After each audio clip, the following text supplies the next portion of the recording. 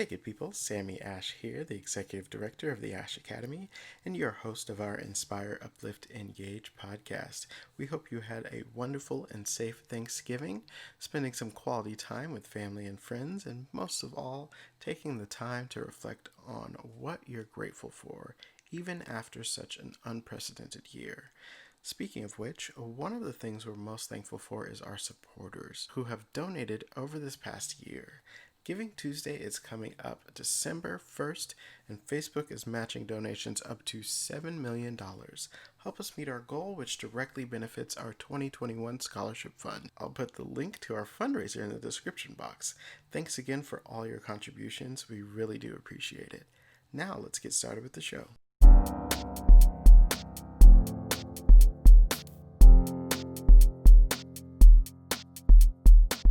Hello, everyone. Welcome back to another episode of the Ash Academy's Inspire, Uplift, Engage podcast. I am Sammy Ash, the Executive Director of the Ash Academy, and we are joined by one of the friends of the foundation / partners, Brandon Bailey. Thank you so much for joining us. Has spent the last 10 years in tech, working as a software engineer, a consultant, working in startups, and he also is the founder and executive director of TutorD Scholars. So let's take an opportunity to discuss this nonprofit workforce development organization, exposing youth to hands-on experience within the tech space. We are so happy to be partnered with you and impact lives in this way. So let's first get into your background. Like, how did you get into tech? Um, like, what is your journey to tech, if you will? Oh man, that's a good question that I actually put a decent amount of thought into when I look backwards. But when I what I've made sense of thus far is I've always was pretty good with my hands, pretty good with working with machines or taking computers apart, figuring them out, how to put them back together. But also I just was really good with Legos, really good with I took my mother's aluminum foil. I used to make spaceships and cars and the dinosaurs and you name it. I made everything with it. And that creativity being expressed that way, I guess is where it started. And even outside, like playing in the mud, creating mud cities, the sticks and mud. Like literally, I would make mud soup, and I'll put hay in it, and I'll stir it up, and I'll put sticks in the ground for foundation, and make a whole city. And I'll get in trouble afterwards for wearing my school clothes. But I guess that's where it kind of started, though, right? It was that kind of spirit that was getting expressed in different forms, different spaces, different places. So when it came time for me to choose a major, when I was looking at where to go to school, I was looking at FAMU, and that's funny, right? There's a plug right there. But I was looking at the book, and it was I'm going to choose engineering. I knew that piece, but it kind of fell on I was pretty decent with computers and pretty good or comfortable with math and science, and I gravitated towards it. So I kind of went with my gut feeling, right, and chose those kind of things. And then when I got to school, that's when I got exposed to software. I didn't even know software was a thing. So that's kind of how I got thrown into that space of software and tech, and really got it got to another level when I got to school, I guess, into Mhm. the engineering program. Awesome. Now, did you have any teachers along the way to kind of set those breadcrumbs, or was it really like you just got exposed to it in college and then, okay, this is what I want to go into? Man, that's a good question. Yeah, I had some teachers that really did keep me engaged. I guess that wasn't really, it was really, I could say looking back at my schooling, it wasn't very engaging, it wasn't very hands-on. Mm, You're supposed to sit there, you can't, it was really hard. I have ADHD, diagnosed, so it was really hard for me to stay focused just sitting somewhere and just taking notes. But and not being hands-on with stuff.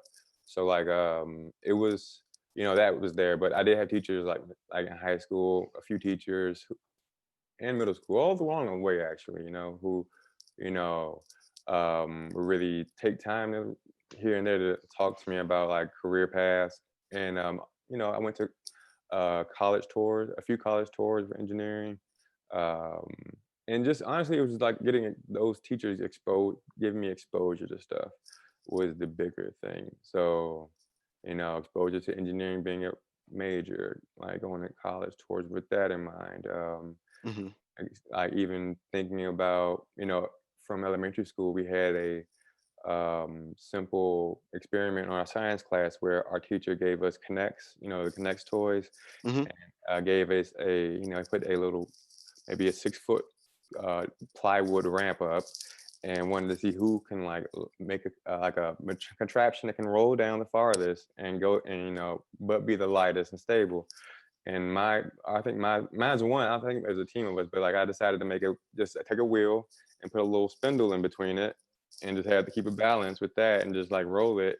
And so things like that were like really, and teachers stopping and give me feedback and my parents feedback on stuff like that. I think really helped um, with that whole journey, I guess.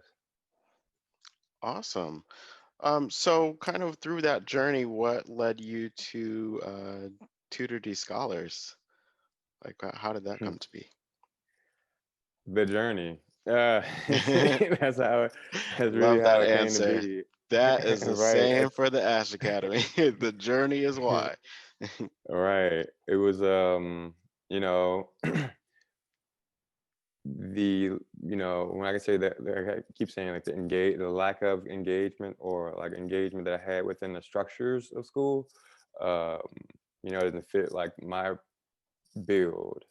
And so like, I'm pretty energetic still at 33 and rambunctious still. So imagine as a kid, it's probably crazy for my parents and everyone else. But um, you know, I think that when you go further past that piece, it's like in college, going through, studying computer engineering, and then getting into the workplace at my first company. I worked at CSC, Computer Science Corporation, and I felt like as an intern when I was coming on board, I could have been doing the work out of high school, and it felt like I know I could have been doing the work in high school actually.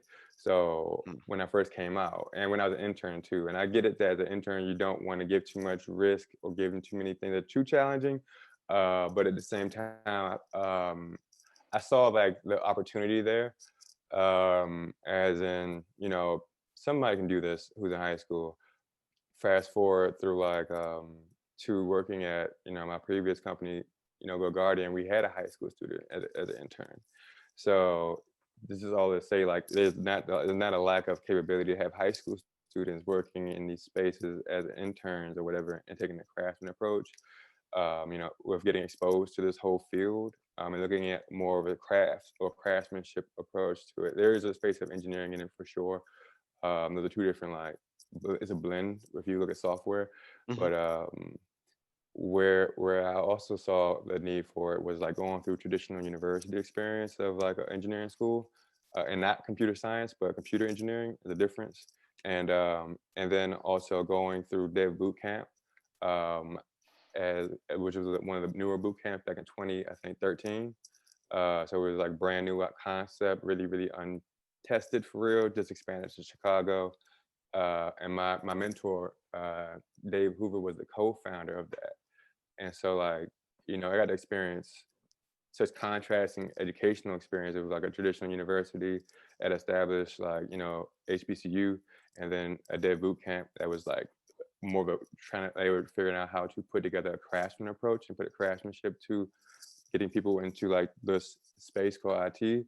I went there to just get better at, I wanted to sharpen my skills and get more into Web 3.0. And so but going through these experiences, educational experiences, but also the workforce, I see a space for, one is the industry turning into it's a white collar and blue collar industry Hmm. within tech. And we want to start preparing people at an early age to get exposed to these technologies, to like these practices, to like these technologies as early as possible with a positive experience too. Um, and so like the bigger thing I can say with that is a boot camp is kind of short, it's really too short, but also a a university experience, somebody cannot see like it's too much to like invest in right now, or like you can definitely I've met a lot of people on my journey who didn't have traditional university experience, but they like sharp, and they like they know their way around their tools. So that's not necessarily what you need these days. But I think that as African Americans, we do, want to have the HBCU experience and like have that, go to school for engineering and set that example. But furthermore, though, you don't need it to get into the field. You don't need it to get like an internship. You don't, you get an internship in high school, like, and be doing this kind of work. My mentee is like, he's capable of like taking on an internship, and that's what we're looking to do next at TutorD Scholars, is figure out how we can connect, that next piece of like preparing people with the essential skills, but not necessarily the theory behind it. And then, give them the nuggets of like, this is how I learned it, or this is how we, this is how kind of my experience with it is. And we're still experimenting with our like, methods of teaching. Um, but, our goal is to prepare people in an apprenticeship space, and then we allow them to engage with the workforce, either as like they go out and be an intern at a company, or we'll like we'll further mentor them for another year or so, but or we can like have them be more supporting of them, and they still work under TutorD Scholars, and we understand, we as an organization work with the company who is looking to hire them as an intern, and we support them, even at a more like, we're supporting the company along with the individual, um, and like giving that even more assurance, with the option that maybe, that scholar later goes on to work for that organization if if they wanted to and had the choice. But we really want to focus on like experiences, and just passing on that energy of like, you can do it, you know how to do it, and giving that feedback of like you made your impact on it. Like, how I mean, you're here to class too, right? So like, getting that feedback of like getting your laptop running the first day, or Oh my gosh. yeah, getting it deployed to the web and actually be able to see it. That's the biggest thing. Is it's hard for us to really have that feedback loop closed with that traditional 4-year experience. So like, I can't even build a website, and I graduated college and had to go learn it how to build a website, but I can like, read machine code some kind of way.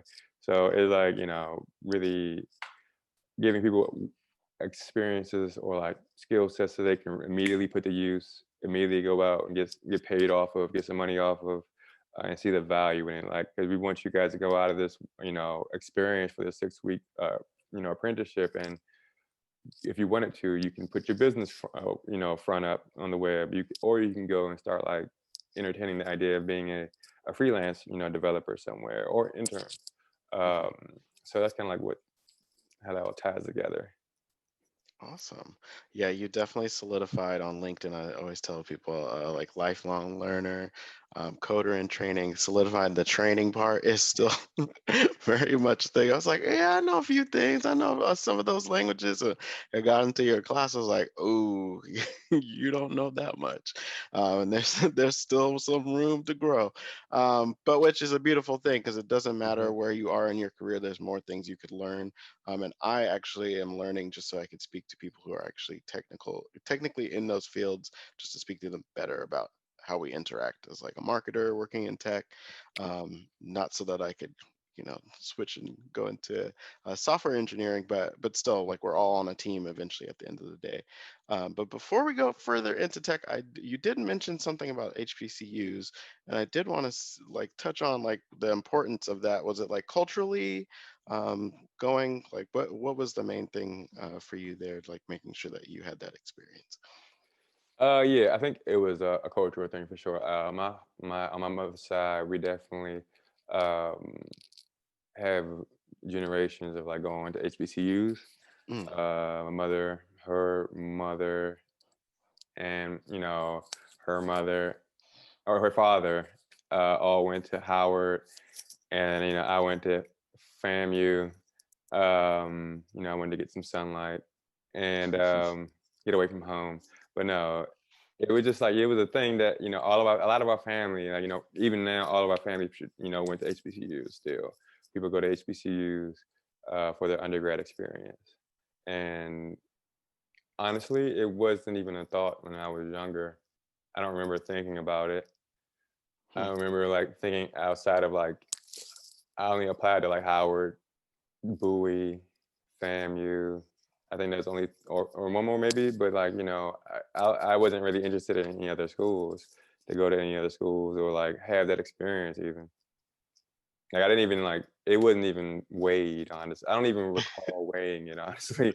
That's the crazy part. It just wasn't even like in my sphere of, you know, like my sphere of like influence, my sphere of like what I've experienced, you know. So it's interesting to like reflect on that piece of why I chose the HBCU, but I'm like, it was a blessing. Oh, absolutely. I Yeah. fell into a diverse school on accident. I was not trying. I've gone Wow. to PWIs for the majority of my educational career. So undergrad was when I went away to New York and just went by design of where New York is. But City College of New York was very diverse on accident. Wasn't even trying, and I was like, I so value that experience, being around people who look like you, may have different cultures just because it's a melting pot, and Hmm. black people from all over the world coming there. So that's that was something invaluable to my whole just adulthood, Yeah. coming into my own, just being around all just all the different cultures coming together, of Hmm. black folks. So I'm I glad think that we. anybody can get that great experience out of going to like a HBCU, Hmm. like regardless of anything, regardless of any like, you know, background Hmm. label that should be put on people, you know. So Awesome, awesome. Okay, so I did also hear something about apprenticeship. Now, is that positioning things a little bit different, or is that kind of the industry terminology in terms of apprenticeship and internships?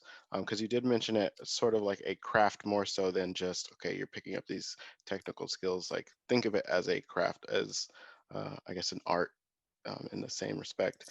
Um, or are apprenticeships something in the industry that is just a natural thing? I always think of it as like artisanal whenever you say or apprentice. So yeah. that's a really good question. So with the field of like software engineering, it is a very new field, relatively speaking, to other industries. You know, Mhm. we have like the automobile industry has been here for like what we think of as forever. Mhm. But then even before that, we had different industries like, you know, wood craftsmen or you know, what do they call it, blacksmiths, Mhm.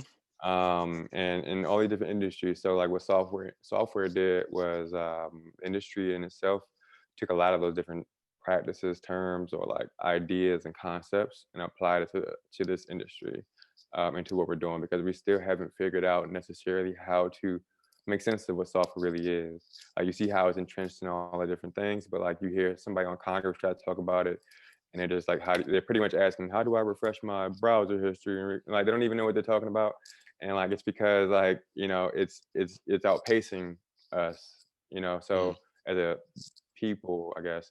But with that being said, though, we've tried to make sense of software by applying, you know, engineering practices to it. So a lot of engineering practices that you see in automobile design or car auto, um like the auto, what's called the aerospace industry, or like different practices in general. Like, you know, one example is the lean, our lean like agile methodology. All that's like taken from Toyota in the auto industry. Mhm. But also like we took a lot of our like words we use, all of like the nomenclature is taken from mechanical engineering or some other engineering practice, literally. And so now the difference between a craftsman in the space of software and the difference between like a software engineer, if you ask me, a craftsman is someone who looks at it like, you know, a skill set that you develop and you can continually to, you know, take different, not one thing, and not everything's the same. One thing, you Mhm. know, not every project is going to be the same. You're not going to be just building a car, and figure out how to do a part. You're going to have to custom bespoke pieces each time when you're building applications. And that's a craftsmanship approach to it. Like you gotta like take that, knowing your tools, knowing the space, and knowing what you're building, and you build it to that space, like really to that space. Hmm. Now with all the extra blow process and practices that traditional engineering uses to mitigate risks, mitigate like different um, risk. When we're talking about risk in software engineering, we're talking about risk of people's planes crashing, like the Max, the Max B, or that new plane that just came out with Boeing. Those kind of risks are huge risks for software. Mm.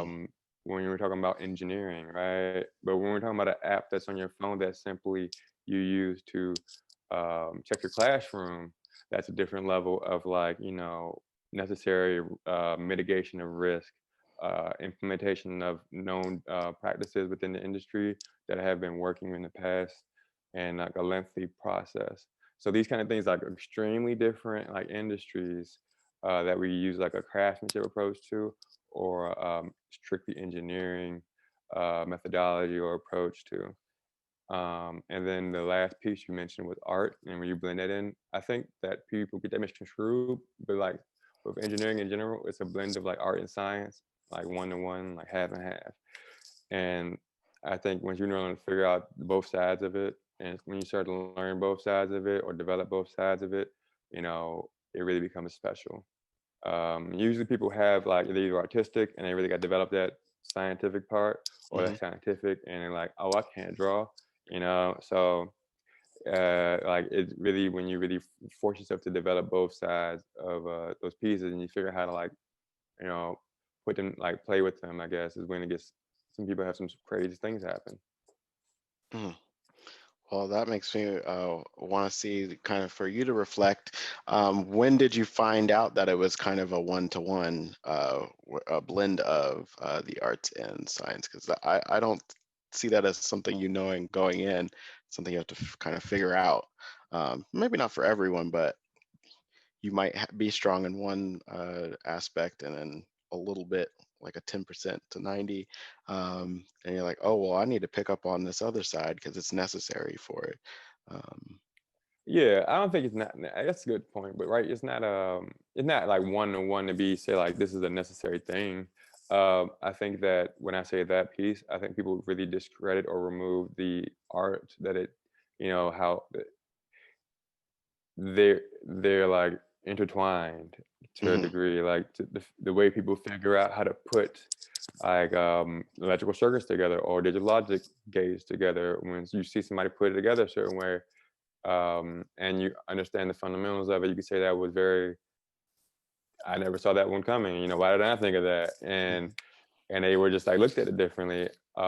So I guess when I personally speak on the artistic piece um, and the science piece, it's like my experience and my personal experience was, I've always been very artistic and be able to like put artistic things as something. But once I got really comfortable and like started commanding my understanding of like the technologies and applying them to an end in the form of application, um, I really did come up with some really creative stuff, or solutions, and it would. And also when I would do my like reading about it and looking at other people, they would also say, like mention that as well. As much as it's art, as much as these kind of things are science as well. And you mhm, do have to like, as you just look at it as like a hard thing, then you can't put any creativity or yourself in it. And if you like something you can play with and you understand the boundaries of something a little bit better, you can either play with those boundaries a little bit further, and not get frustrated, mhm. because you know where you're at, you know. But you can also like take a totally different approach to something else, Yeah. a totally dynamic approach, removing the, oh, that's a scientific no, or either like it can't do it this way.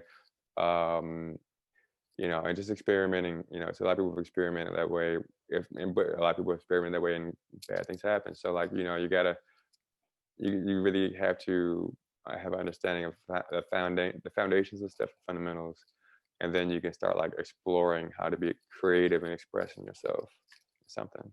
Absolutely.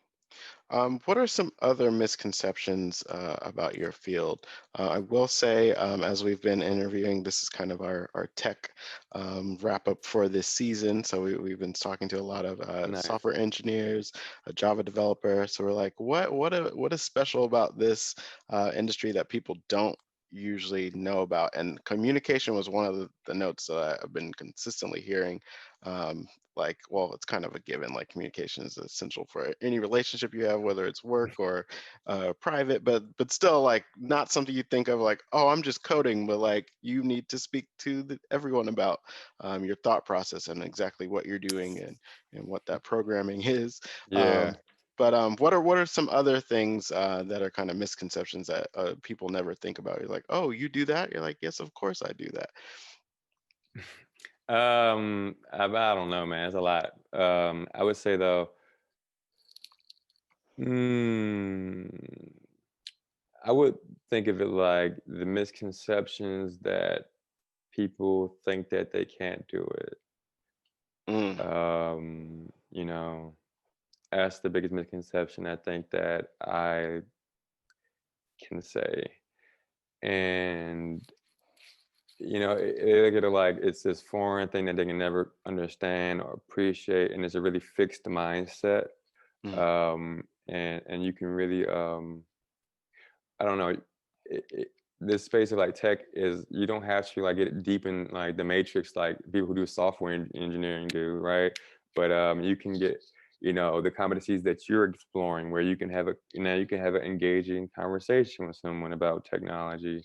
You're gonna have an engaging conversation about different like how libraries work or software like frameworks or like how you deploy your software works, hmm and it represents lifelong learning and in a different space, and that you can apply and you can trade off what you learn here in a different place in your life and vice versa.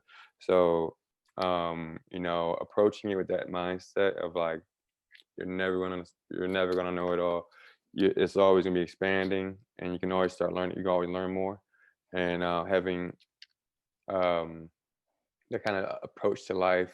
You don't look at anything like unsolvable. You don't look at anything that's like, oh, that's out of my tool set, or that's you look at things like I personally get things like, is that worth the time to invest in, or like, not necessarily like, oh, I can't do that these days. Like, I can fix my phone, I can open it up and take it apart. I can fix my car, I can take it apart.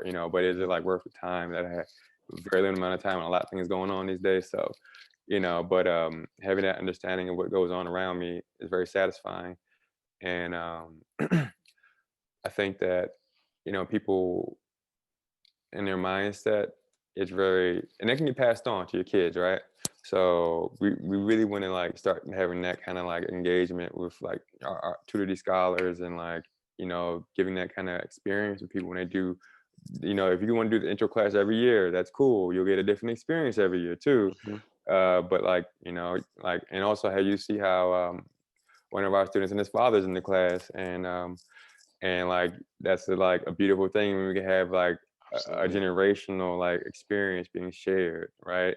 And That that was parental engagement is invaluable. it is, yep. And seeing that your father's not having that block in their head, like, oh, I can't learn that, oh, I can't do that. That's gonna like have you like, oh, my dad ain't never think like that. I know I can figure this out. My uncle, Mhm. my father and my uncle were my biggest role models actually in my life, right? And like I don't look at things like that because of those role models and their mindsets and like whatever and all those kind of things.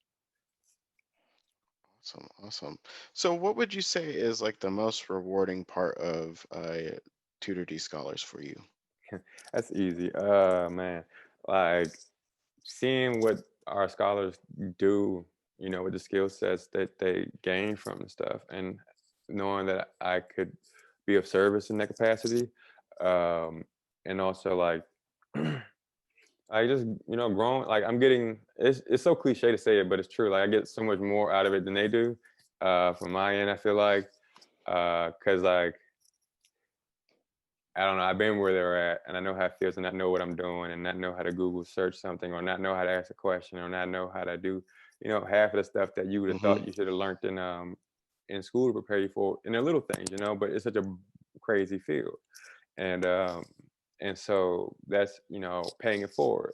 Like with Dev Boot Camp as well, like, I was introduced and exposed to therapy, to yoga, to like these kind of things. Is about a very impactful, positive, light experience. And like, I went back and explored it further like a couple years later, and it was like, changed my life. And Awesome. it allowed me to have tools to like navigate through stuff now. And we want to keep passing on that energy, and that mindset of like, put the white belt on, and just approach it as like a craft, and you're gonna keep getting better at it. But also understand, like, you got to get to the point where you can switch between, take it like an engineering thing and take it like a craft. And that's where I know, like, me going to school for engineering, like proper engineering, um, gives me that kind of context, like barriers or context switching for like, because it can get crazy with the software stuff. And we just want to impart like how to help people figure out this journey, and just pass on that kind of guidance as much as we can. Awesome. Well, things don't always go well, or things don't always pan out how you want them to. So, what is the most challenging part on the flip side? The most challenging part is, oh man, that's a great question. I would say the most challenging piece is, drum roll. I need a drum roll.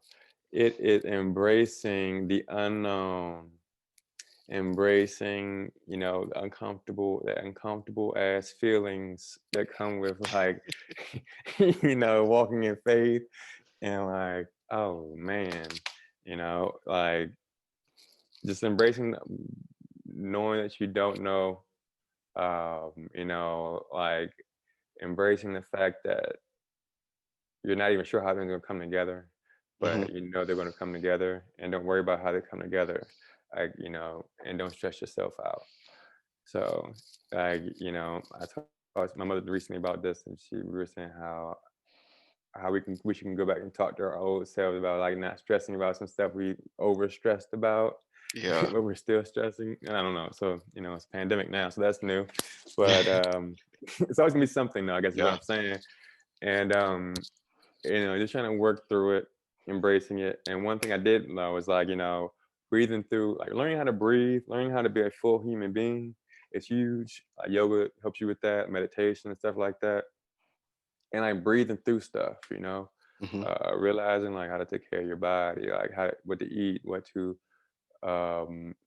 supplements, and simply how to breathe. Breathing shallow doesn't help when you have full thoughts. Um, Literally like things like going for a walk, going for a run. Reset your mind state when you feel like things are getting overwhelming, or things are getting you know like you thought they were in your control in the first place, and then like they're Yep. not in your, and then you're like, oh, things are falling out of my control. Like they was ever in your control, right? It is so, so like embracing that kind of stuff, and knowing what to have, figuring out those tools to support yourself through that journey. So I guess that's the biggest part is in like embracing the journey and trusting it. Mm. Yeah. Awesome, awesome. Tough You know, you're question, man. you're Tough you're shaking question. up some of my own things. Like I got worried when the pandemic like starts and everybody to work from home. I'm like, well, like, what is this year gonna look like if we can't like Oh, fundraise? And then you start figuring really? out other ways to exist and circling back to some of Yeah, those digital platforms you were already going to do eventually. Now that you need it now, right. figure it out for now. In relation to advice, what would you say some of the worst advice you've received over the years is? That's a great one. One of the worst advices I received over the years was go get a. Recently, it was you should go get a job. That was the most recently bad advices, or that's the most recent one. But the before that one was you should stay at your job. So when I was at Computer Science Corporation, and I was like working there full time, and I was learning a lot. But I was also like on the other at night. I would after work, I would go home. I mean, on the train rides, the bus rides, the walk, I'm reading books about like web development, software engineering, software development, like computer science, all the stuff I take on in computer when I was going through school for computer engineering. You know, and then I go through 2 years working full time at my company at CSC. I you know, I got to the like system admin. I was doing really cool stuff too, but I knew also that it's like a government agency. They're not touching the cutting edge stuff. They're moving it's government, so they're going to be moving at the government's pace Hmm. with like the technologies as well, even more so. You know, as you can imagine, actually, and that's where you reach proper engineering, honestly, when you're working with government stuff. You know, but beyond that point, is like, you know, that's when I got exposed to dev boot camp. There's a new idea thing about like web development. People want to get into space or get better in it. So I was like, you know, I'm going off of a faith jump, and like a lot of my family members were, you know, they told me to, not a lot, you know, I had some family members like say, you know, do what you feel is right. Some family members like supported me to the point where they gave, you know, they put up half of it, half of the money to go, Mm. and it, you know, that's a lot of faith, right? And you know, my uncle, Uncle Kevin, you know, you know, the uncle who I said was a huge, you know, impact and figure in my life. Um, but he said, don't go. He said, stay at this company. And so did my father, actually. They both said, stay at the company I'm working at, even though like they had just lost their contract. And it was like, kind of like, you know, people were jumping ship. So Hmm. I was like, you know, and actually I didn't even get a raise that year. That's another thing. I was like, I didn't even get a raise. So it was like, I'm out. Yep. Like, where's So my incentive? right, you know, like I'm doing all this work. It's cool work, but no. Yeah, so I took that jump, I took that leap to go to dev boot camp. And that's like, it was insane. Like, you know, what I got exposed to and like where it like propelled me in my career and got me entrenched into exactly what I needed with working at Slalom Consulting. And like, you know, that was exactly like, you know, bleeding edge stuff every day. Um and and um and so, you know, and then furthermore, it was like going to Go Guardian and working there for even like, it helped me even narrow it down and get me more sharper. And so I say all that to say was, if I didn't take that first leap of faith, um, then, you know, who knows?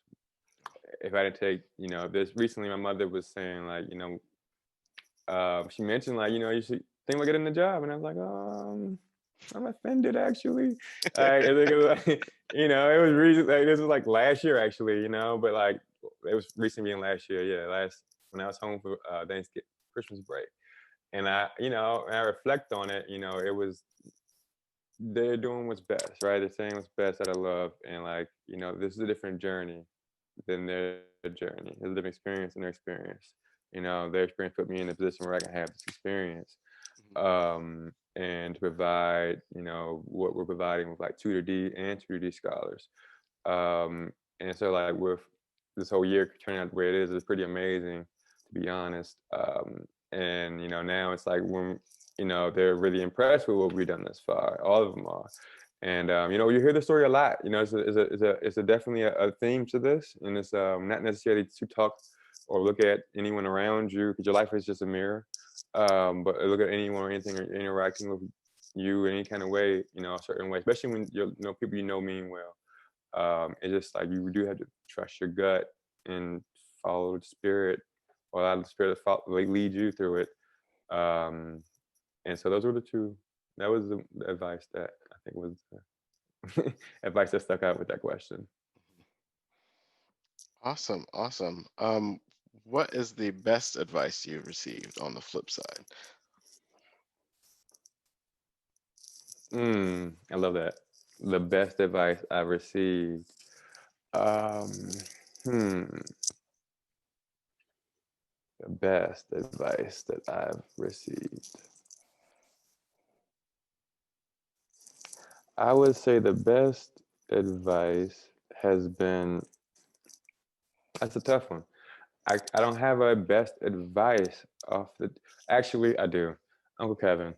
Um, so his advice was like, you know, just to just, you know, sum it up with just keep working, outwork everyone, just keep working, keep your head down, keep working.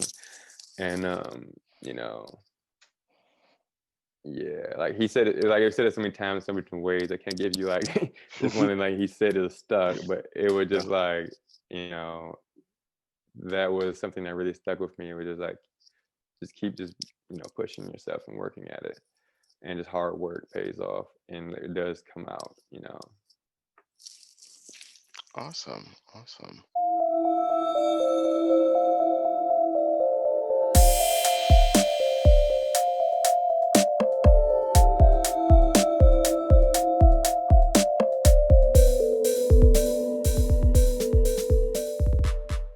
So I think this is the perfect time to segue into our Q&A section. So you Mhm. have mentioned some people, so we might hear them again, but who is your biggest inspiration? Right. Yeah, nice. Um, my father, Larry Bailey, and his brother, Kevin Bailey. Those, I think, two, when I look back at it, are two of my biggest heroes, or like people who I like inspire me to keep pushing and keep going. And even whatever I'm dealing with or adversity within the industry, day-to-day work Hmm. or any challenges I might face, um, you know, it's kind of like feeling like I can't really feeling like you're somebody who's achieved so much. They've achieved a lot in their life, and that makes me like, I can keep pushing through this. If that like I know that they've gone through things and they gave me some gems to like allow me to keep pushing through this, and they've really impacted me on like just their example they set with what they've been able to do in their lifetime and with the time and like the situation that they had. You know. Awesome. Awesome. So who do you hope to uplift with your work? And we've kind of heard a little bit about that too, but in your own special way. Yeah, I would like to lift the underdog. The person who feels like they're overlooked, for one reason or another. They just feel like they, just don't even feel like you can try, don't even think you can do it or it's worth trying. Those are the people who I really want to speak to, or like, 'cause I can relate to that a lot. And just showing that people do care and we care through our actions. We care through like our energy, our time we give you, and like what we pour into you. So those are the people who I really work to inspire or connect with and like be, especially like, you know, um, give time to pour into. Awesome. I do, you said something, so I want to touch on that. So in what ways have you felt like the underdog? Is this like through school or just in general or career wise? Um, I don't know. I just, you know, I definitely think that I think the running theme, like at school, like with being like specifically not necessarily, mm, not necessarily school per se, but I feel like I've had my spaces within my career space, but I feel like I was definitely not.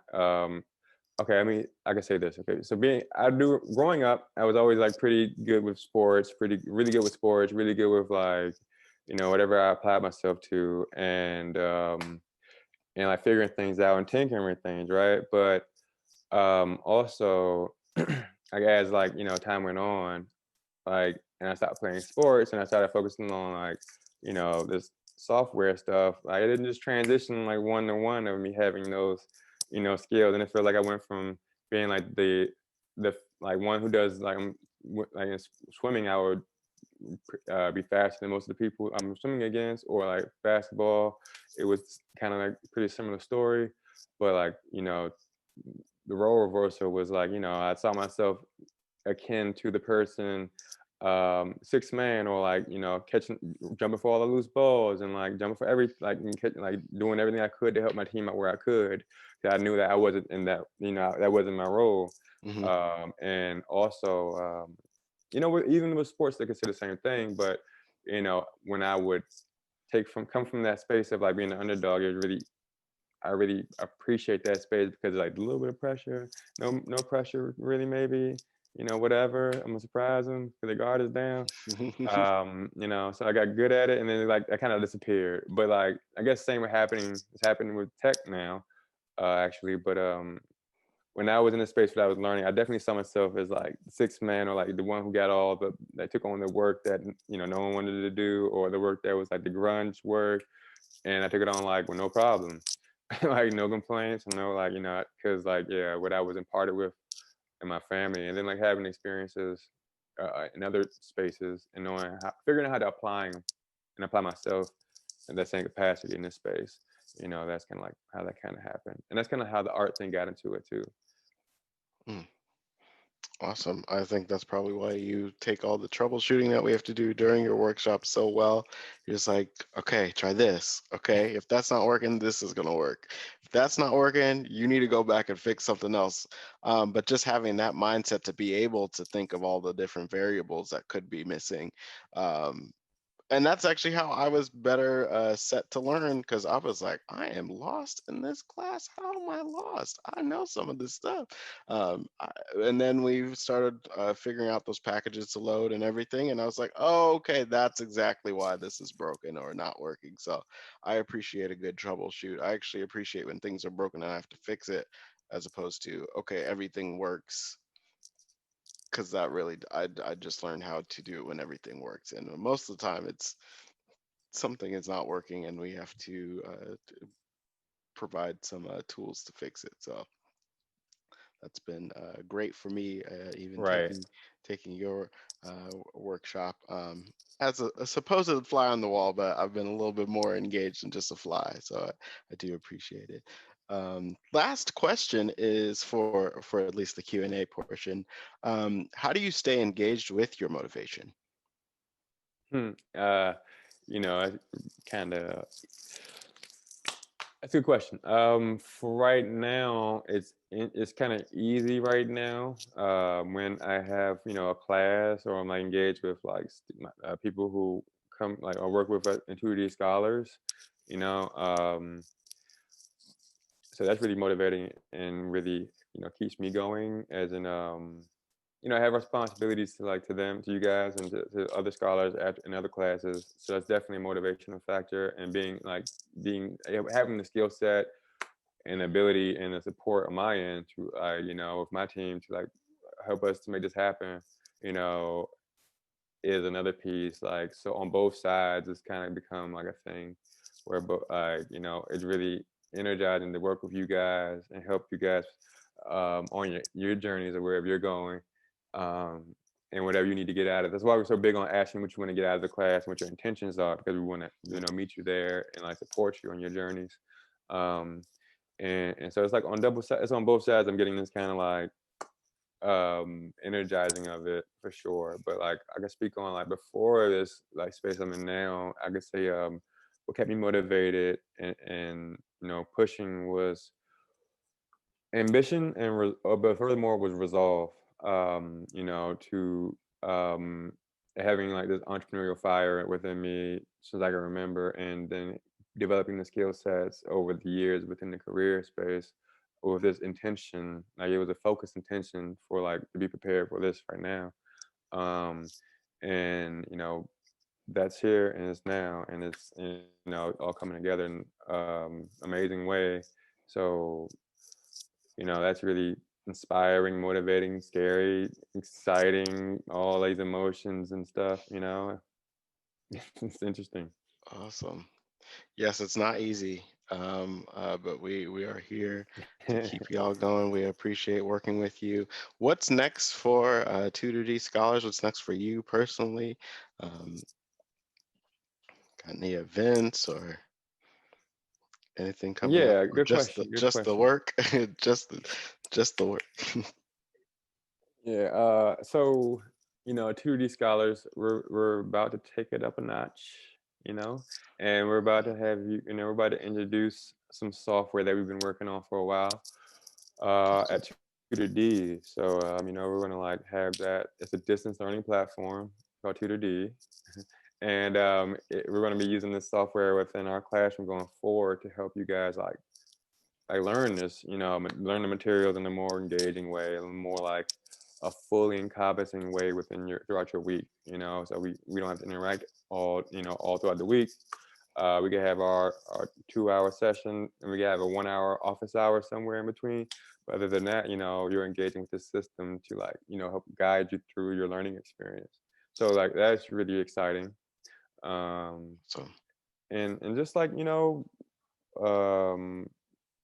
I don't know, man. I'm just interested to see where things go with that software. I'm interested to see where things go with um, TutorD Scholars and see what you guys create in the next 3 weeks, because I think that once we got that past those hurdles, I really know you guys gonna start flying, and it's gonna be like, I'm like, nah, like going to your keyboard, just like, Brandon, how you fix this real fast? This is the error, and like that's what's gonna happen next. Why? I'm trying to tell you, as you can get out your way, and you're just gonna like change the whole thing, and it's really empowering. So I'm really excited to see what comes out of this class for sure, how we can support this thing, and see where it grows to. awesome. How was it developing the platform? Was that fun every waking moment, or? Oh man, oh man, oh man! It's experience, the whole experience. The true experience. Um, I learned a lot about myself. Hmm. That's all I can say. Like, I learned a lot about myself. Like, I learned a lot about a lot of things. But I think, a bigger one is just appreciating how I've been really appreciating how to appreciating the feedback I'm getting from the world as I go through this journey, right? So that means like working with my team members on like how we get this together and like lead this and getting this thing off the ground, and like now we got it off the ground. It's like, how do we introduce it to everybody? And like we got things. It's like we built a spaceship and we're taking off in it, and we're still building as we go. That's kind of like the analogy for like software you can use, or a company in general, actually. But and that's where it goes again with that craftsmanship or craftsman spaces versus like heavy engineering, like heavy spaces. Like we're in the education technology space where we can, and we created a space of TutorD and TutorD Scholars where we can, teach you guys and like experiment with how we really like, provide that experience for you all, and providing a full, wholesome, support the whole student or scholar, I should say, because we're all like scholars. And students at the same time of the game of just life, this game called life. But um, I think that's the most exciting. It's really, you can say you get writer's block, you can say you can get frustrated, you can say you think like one day I think I know everything, the next day I don't even know how to turn the computer on.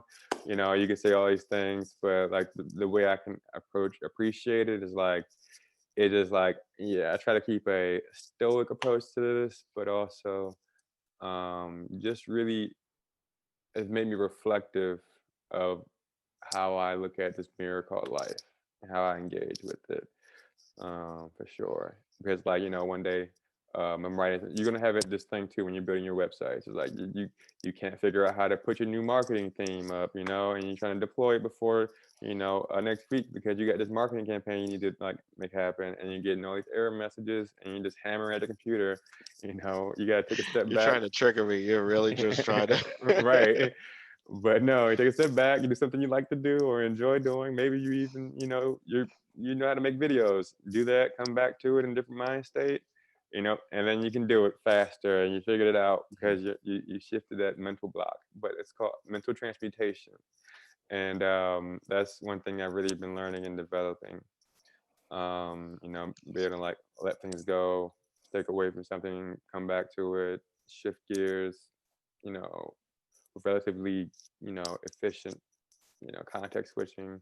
So those kind of things are things that I've been really learning, and on this experience. And communication, man. Communication. I don't want to keep, beating on that dead horse called communication, but it's so important.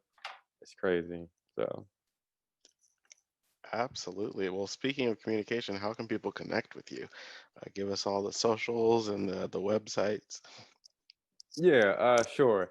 So, you can reach us at TutorD Scholars, our website, scholars.tutord.io. And then, you can see upcoming events, and, you can reach out to us at scholars@tutord.io email wise. Furthermore, though, you can, we got Instagram handles. Mine's personal one is Damn It Brandon with two M's. But and then, our TutorD Scholars Instagram page as well. So, just there's a few ways you can reach out to us, and I would So, definitely pick up one of them. all right, we will drop those in the description box for everyone to follow up with you. Thank you so much. We appreciate you so much as friend of the foundation and partner. Looking forward to many more years of bringing people, the youth, into tech, and showing them that they can do that. In fact, whether it seems like something far off, you can get there. So I am Sammy Ash, the executive director of the Ash Academy, and thank you so much, Brandon Bailey of TutorD Scholars. Everyone Thank have a you. good one. Absolutely.